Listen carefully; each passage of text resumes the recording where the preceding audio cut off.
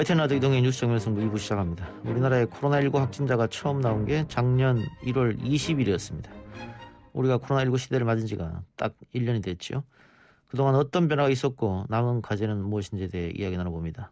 먼저 작년 한 해 동안 폐업 건수가 2,000건을 넘겼다고 하는 노래방 집합 금지 명령에 직격탄을 맞았었죠. 관련 내용에 대해서 경기석 한국코인 노래연습장 협회장과 함께 이야기 나눠보겠습니다. 협회장님 나와 계십니까?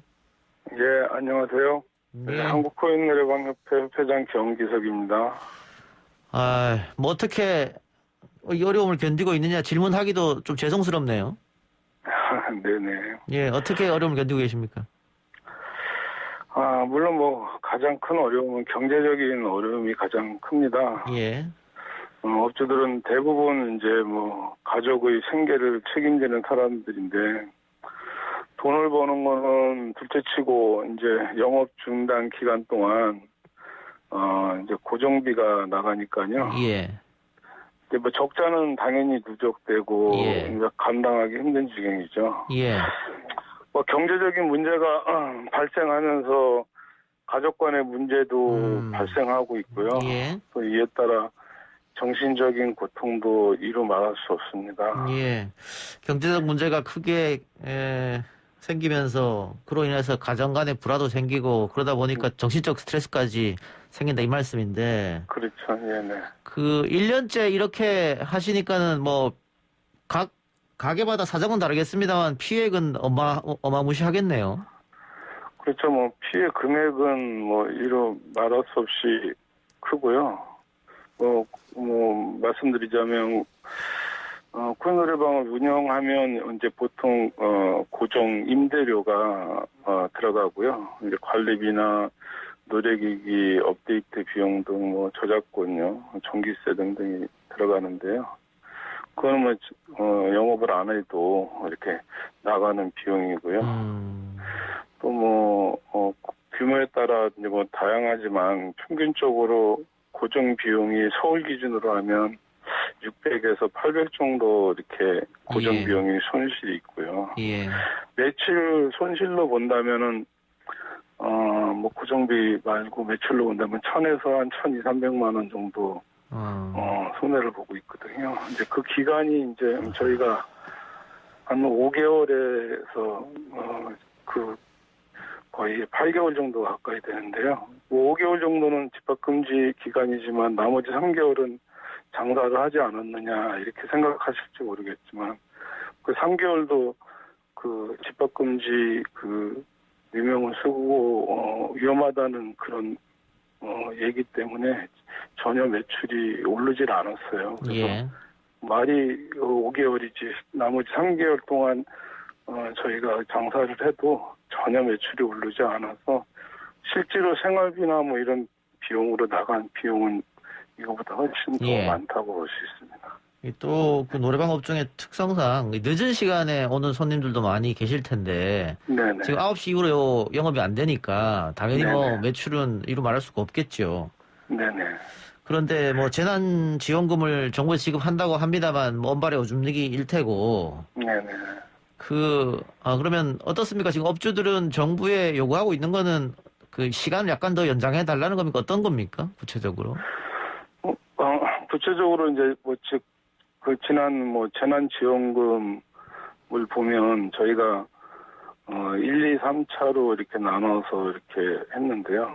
1차에는 없었고 2차에 200만 원, 이번에 3차에 300만 원 합쳐서 한 500만 원 정도 지원금을 받았거든요. 예. 근데 이 지원금은 사실 업체마다 다르겠지만 한 달치 임대료도 안 되는 예, 금액이죠. 예. 그러니까 나머지 비용 같은 것들은 대부분 이제 이번에 대출이나 이런 금액이나 아니면 알바를 해서 이렇게 버는 비용으로 충당을 하고 있고요. 빚은 계속 쌓여만 가고 있는 상태죠, 지금 업체들 입장에서는. 보증금도 이게 삭감돼서 계속해서 이어지는 케이스도 있을 테고. 그렇죠. 보증금이 삭감되는데 보증금이 얼마 이제 업장마다 다르긴 한데요. 보증금은 이미 이제 다 삭감된 지가 오래됐고요. 뭐 보증금 외에 뭐 이렇게 폐업을 하려고 해도 폐업 그 철거 비용이 매장에 따라 좀 변수는 있지만 한 보통 1,000만 원대 정도 되거든요. 예. 그래서 그 비용이 없어서 철거도 못하는 업주들도 계시고 예. 그런 상황입니다 지금. 아, 그렇군요. 네네. 그러면 조금 이 코로나가 어느 정도 진정이 되면 핀셋으로라도 좀 지원을 좀 세게 해달라 이런 주문이 하나 있고, 네네.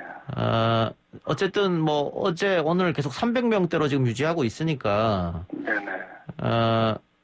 지금 영업 금지 시간을 조금 더 늘려달라 이런 얘기도 당연히 있을 수 있겠고요. 네, 그렇죠. 영업 시간이 이제 가장 중요한데요. 저희가 보통 그 영업 시간이 지금 나와 있는 게 새벽 5시부터 밤 9시까지 16시간이지 않습니까? 예. 실제로 영업할 수 있는 시간은 저녁 오후 4시부터 이제 9시까지라고 볼 수 있는데요. 예. 가장 그 핵심적인 시간이 6시 저녁 시간을 이후로 한 7시부터 밤 12시까지인데. 그렇겠죠. 예, 예. 예. 그 피크 시간에 3분의 2 정도, 1 정도밖에 영업을 못 하니까, 그 뭐 영업이라고 볼 수 없죠. 이제 문 열고 또 이렇게 시작하자마자 정리를 해야 되는 입장이니까요. 예. 매출은 한 5분의 2 정도, 5분의 1 정도 매출밖에 안 오르니까 그냥 업주들한테 숨만 쉬라는 얘기죠, 이거는. 예. 그리고 최소한 12시까지는, 최소한 밤 12시까지는 오픈을 해줘야 업주들이 나와서 인건비나 뭐 전기세라도 그리고 관리비라도 좀 충당하지 않을까. 정부에서 이제 터없는 그 지원금을 지금 주고 있는데 업주분들 스스로 이렇게 좀 자생하고 일어날 수 있는 힘을 주려면 최소한 12시까지는 좀 영업을 허가해야 되지 않냐 이런 생각입니다. 그런 이야기들을 지난번 여당 의원들 만났을 때 이야기하셨지 않습니까? 네네, 맞습니다. 예, 어떤 답변이 돌아왔습니까? 예, 뭐 이제 소통 라인을 계속 만들어서 뭐 이제 지금 그 재난지원금 4차 지급이나 또 뭐 거기에 대한 이제 법률 개정 등 해서 여러 말씀들이 많으셨는데요.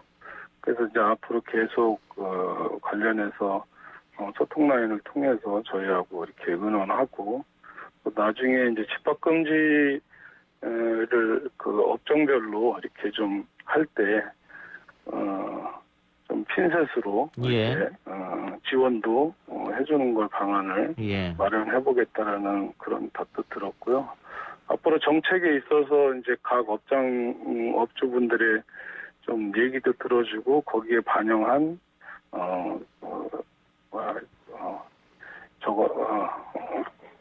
반영해서 방역을 이렇게 좀 알겠습니다. 방역을 예. 좀 해주는 그런 부탁도 드렸습니다. 예, 뭐 지금 1년째이기 때문에 네네. 그동안 못 버티고 가게 문을 닫으신 분들도 많고, 네네. 지금까지 버티고 있는 분들도 과연 몇 달을 더 버틸 수 있을까? 뭐 그런 거 아니겠어요? 네네, 맞습니다. 예, 그래서 정부에서 좀 특단의 대책을 좀 마련해줬으면 하는 생각이네요. 회장님 오늘 말씀 고맙습니다. 네네, 감사합니다. 예, 지금까지 한국 코인 노래연장협회 경기석 협회장이었습니다.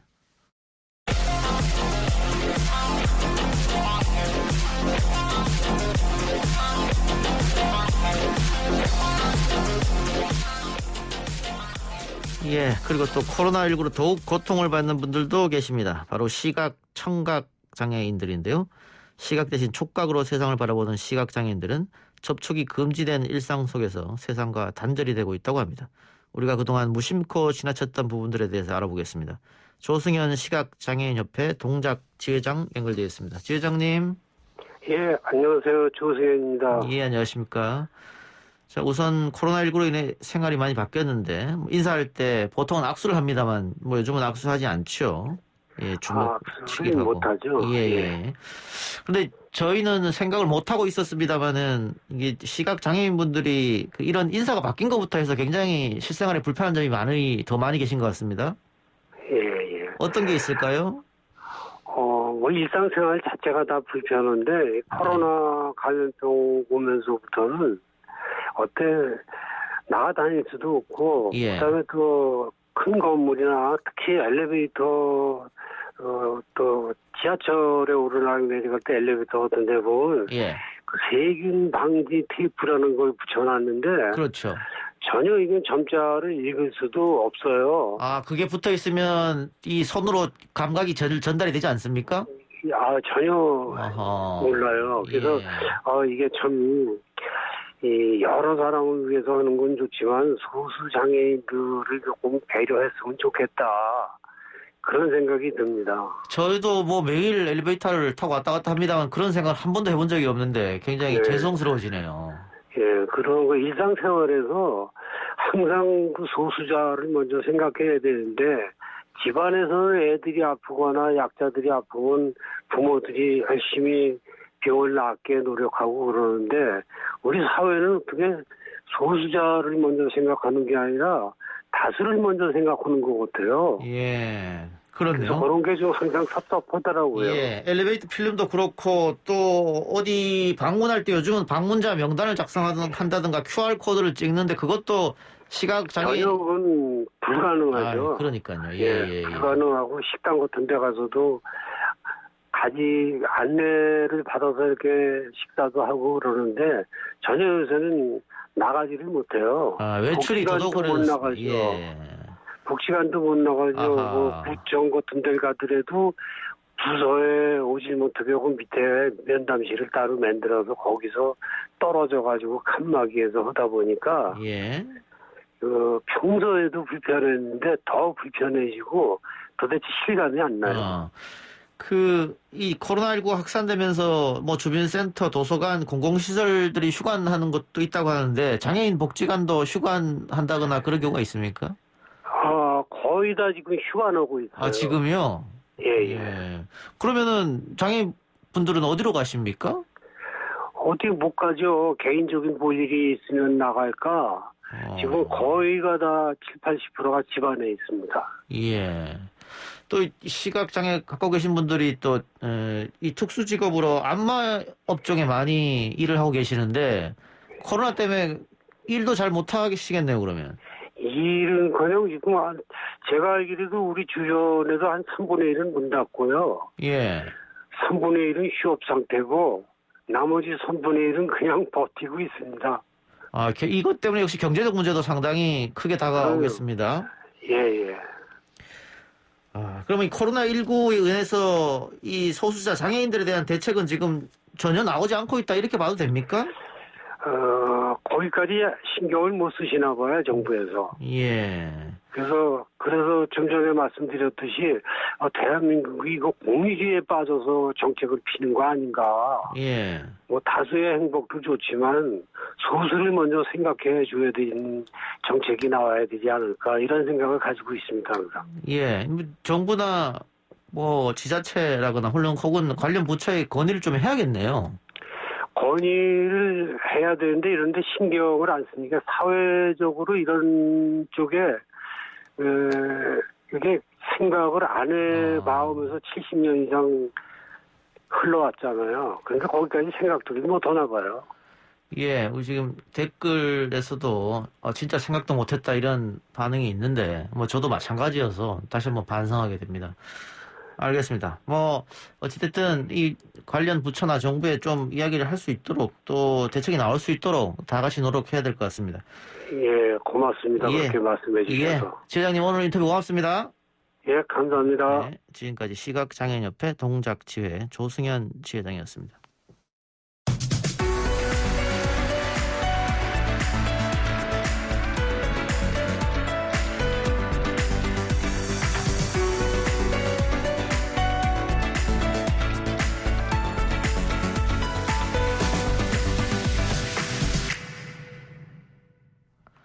오늘 나온 뉴스들을 언박싱 해드리는 기자 언박싱. 오늘은 헤럴드 경제 배두원 기자 연결합니다. 배 기자. 네, 안녕하십니까. 코로나19 소식부터 알아볼까요? 예, 중앙방역대책본부에 따르면 오늘 0시 기준 코로나19 신규 확진자는 386명 늘었습니다. 전날보다 3명 줄어든 수치로 이틀 연속 300명대를 유지하며 감소세를 보인 건데요.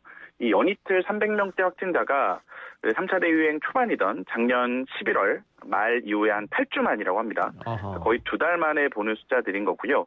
그러니까 전반적으로 감소세인 거는 분명한데 물론 이제 검사 건수가 또 줄어든 영향도 여전히 반영된 것으로 보입니다. 일단은 최근 일주일만 놓고 보면 신규 확진자가 하루 평균 496명꼴로 발생했는데요. 이 사회적 거리두기 단계 결정을 하는 데 있어 주요 지표가 되는 게 지역 발생 확진자 수인데 이거는 468명이라고 합니다. 방역당국 관계자가 어제 브리핑한 거를 보면은 현 추세가 유지돼서 안정적으로 줄어든다면 2주 뒤에는 거리두기 단계 조정이나 방역수칙 완화를 할 수 있지 않을까 한다라고 말했으니까 거리두기 단계 하향 검토 가능성도 이대로 가면은 있는 상황입니다. 어제 386명, 엊그제 383명, 이틀 연속 300명대인데 네. 배 기자 이야기처럼 주말이어서 검사 수가 적은 영향도 있었을 것이다 이거잖아요. 예, 그렇습니다. 근데 고무적인 건 지금 현재 이 시각 코로나 실시간 확진자 수가 어제 대비 4명 줄은 278명이니까 아마 3일 연속 300명대도 가능하지 않겠느냐. 그럴 수 있을 것 그렇다면 상당히 같습니다. 고무적이다 이렇게 볼 수 있겠죠. 예, 맞습니다. 예, 근데 지금 2주간 연장을 했지 않습니까? 예, 근데 그렇습니다. 정부 이야기는 만일 400명 이하로 계속해서 유지가 되면 뭐 2주 후가 아니라 그전에도 좀 거리두기를 좀 완화하는 그런 조치도 할 수 있다 이렇게 이야기한 것 같기도 한데요. 이게 정확하게 그렇게 보도가 나온 거는 제가 보지는 못했는데요. 아무래도 근데 또 지금 불안 요소들이 충분히 있기 때문에 예. 400명대를 계속 유지한다고 해서 당장 이렇게 방역 수칙을 좀 방역 단계로 완화하는 거는 뭐 방역 전문가들은 별로 동의하지는 않을 것 같은 그런 생각입니다. 알겠습니다. 어제 문재인 대통령이 신년 기자회견이 있었는데 입양 관련 발언 때문에 오늘 계속해서 시끄럽더라고요. 예, 그렇습니다. 어제 논란이 됐던 문재인 대통령 회견 발언을 보면은 최근에 정인이 사건과 같은 아동학대 사례를 어떻게 좀 막을 수 있을까 뭐 이런 취지의 질문에 뭐 일정 기간 안에 입양을 취소하든지 또는 입양은 하고 싶지만 아이와하고 맞지 않으면 입양 아동을 바꾸든지 등의 대책이 필요하다. 뭐 이런 말이었습니다. 예. 이런 발언이 나가자마자 문 대통령의 어떤 입양에 대한 문제가 있는 거 아니냐 이런 비판이 쏟아진 건데요. 청와대 측은 일단은 이 발언 취지가 입양 활성화를 위해 입양 제도를 보완하자는 거다. 예. 그러니까 우리가 지금 현재 우리가 입양이라고 했을 때 파양하는 거, 이제 하다가 그냥 안 되겠으니까 파양하자. 뭐 이런 게 아니다라고 진화에 나섰고, 또 이 발언 취지를 사전 위탁 제도를 언급한 거라고 해명을 했는데요. 사전 위탁 보호제라는 게 현재는 우리나라에서 입양 전에 의무는 아니라고 합니다. 이제 한 6개월 정도 이제 입양 아동이 예비 부모, 그러니까 입양될 집의 부모와 애착 관계를 좀 쌓고 적응을 위해서 활용되는 제도라고 하는데요. 그러니까 이런 제도를 좀 보완하라는 취지로 말을 한 거지, 이거를 마치 그냥 애를 뭐 이렇게 안 맞으면 바꿔버리고 뭐 이런 식으로 이해하는 거는 오해를 상당히 강하게 한 거다라는 게 청와대 해명입니다. 예. 청와대는 그런 것 같아요. 그 발언 취지도 있고 또 앞뒤 문맥이 있는데 그걸 다 생략하고 단어 하나에 집착해서 말꼬리 잡는 거 아니냐 뭐 그런 의미 같은데 네. 지금까지 기자들이 불통하게 했지 않습니까? 너무 기자들과 만남을 가지지 않는다.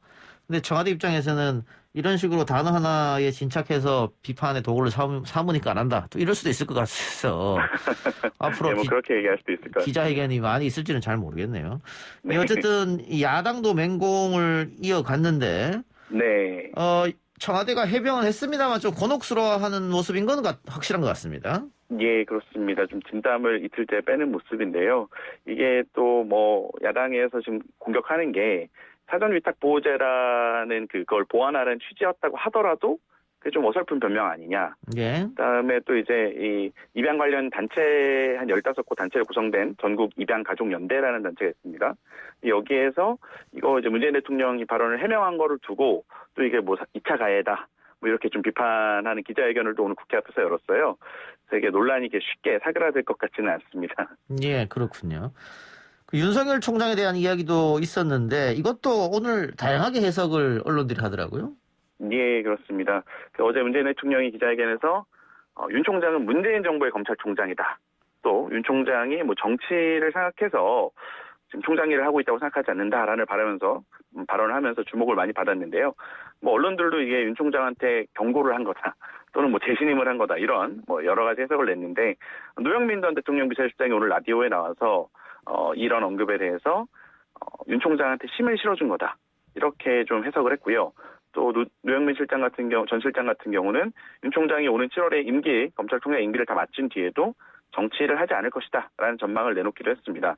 이낙연 민주당 대표도 오늘 같은 질문을 좀 기자들한테 받았는데요. 답변의 결은 조금 달랐습니다. 이 문재인 정부의 검찰총장이라는 말에 대해서 윤 총장의 자세에 대한 주문이 아닌가 좀 받아들인다. 자세를 좀 이 현 정부의 검찰총장답게 하라라는 어떤 경고 메시지로 해석하는 듯한 답변이었고요.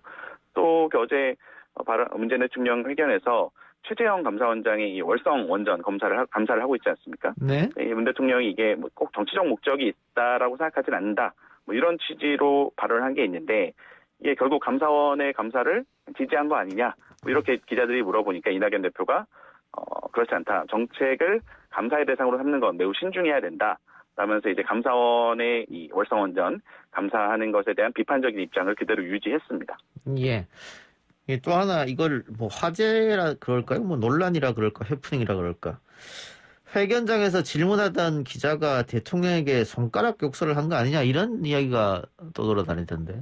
네, 저는 개인적으로 이거 보고 사실 좀 황당하기는 했는데요. 예. 나는 꼼수다 멤버였던 김용민 평화나무 이사장을 중심으로 좀 친문 진영에서 좀 의심을 제기했습니다. 예. 어제 방송 보신 분들 아시겠지만 이 기자가 질문을 할 때 수첩을 들고 있는데 그 손가락이 하필 또 가운데 손가락만 예. 좀 펴진 채로 잡아서 이게 대통령한테 좀 메시지를 욕을 하려고 했던 거 아니냐 뭐 이런 주장이 나온 건데요. 예. 이제 지목된 기자나 소속 매체가 이제 결코 의도된 행동이 아니다라고 해명을 했는데도 김용민 이사장이 재차 글을 올려서 이런 뭐 눈 달린 사람들은 대통령에 대한 욕으로 본다라고 거듭 주장을 했습니다. 계속 논란이 되니까 청와대에서까지 결국 오늘 해명을 내놨더라고요. 예. 강민석 대변인 브리핑을 보니까 자기도 현장에 있었는데 이런 논란 자체가 의아할 정도로 전혀 모독이라고 느끼지 못했다. 예. 좀 큰 오해가 있는 것 같다. 대통령도 전혀 불쾌감을 느끼지 않았다라고 해명을 했습니다. 이게 사실 기자들이 그렇게까지 설령 문재인 대통령에 대한 비판적인 입장을 갖고 있는 기자라 하더라도 그렇게 할 거는 저는 좀 너무 예. 과하다. 예. 이런 생각이 개인적으로는 듭니다. 질문하면서 수첩을 들었는데 묘하게 수첩 잡는 모양새가 가운데 손가락만 앞으로 나와서 그게 욕을 한 거 아니냐 뭐 이런 거지 않습니까? 네. 근데 방금 말씀하신 것처럼 뭐 김용민 씨가 그런 지적을 했는데 네. 이 재밌는 거는 보수 유튜브에서도 예. 그 기자 잘했다고 욕설을 했다고 또 그렇게 해석을 하니까 의도했든 안 했든 잘했다라는. 이게 참 어떻게 해석해야 될지 모르겠습니다. 아까 우리가 변협 회장하고도 인터뷰를 했습니다만 모든 걸 이분법적으로 또 우리 진영이 아니면 공격하는 쪽으로 해석하는 건 아닌가 싶기도 하고 정치의 과잉이나 이념의 과잉이 아닐까 싶기도 하고 그렇습니다. 네, 알겠습니다. 저도 그렇게 생각합니다. 자, 박영선 중소벤처기부 장관이 어떻게 출마합니까? 예, 출마하는 걸로 지금 오늘 전해지고 있습니다. 지금까지도 출마 가능성이 굉장히 높은 걸로 알려져 있었는데요. 예. 일단은 문재인 대통령이 이르면 내일 최대한 5개 부처의 장관을 교체하는 개각을 단행할 것으로 알려지면서 예. 박 장관이 이미 사의를 표했고 또 후임자 지명 여부와 관계없이 중소벤처부 장관을 사퇴를 해서 보궐선거 출마 준비에 나선다는 내용이 전해지고 있습니다. 일단은 여권 같은 경우는 사실 이제 지금 우상호 의원만 출마선을 한 상태고 나머지 후보들이 없어요. 박주민 의원 같은 경우도 불출마로 기울었다라는 관측이 지배적이고 또 관심을 모았던 우리 김동연 전 경제부총리 같은 경우도 어제 오후에 페이스북에 불출마 입장을 밝혔거든요. 예. 그렇기 때문에 여권에서 현재로서는 우상호 의원과 박영선 장관의 어떤 양자 대결로 굳어지는 예. 모양새로 보입니다. 빨리 결정을 해야 또 경선 일정도 잡을 테니까요. 네, 그렇습니다. 야권은 어떻습니까? 오늘 안철수 국민의당 대표가 국민의힘에 야권 통합 경선을 하자. 외곽의 플랫폼을 만들어서 김종인 국회에서, 비대위원장이 거절했던 것 같은데요? 예, 바로 즉각 거부 의사를 밝혔는데요. 기자들하고 만나서 김종인 위원장 발언입니다.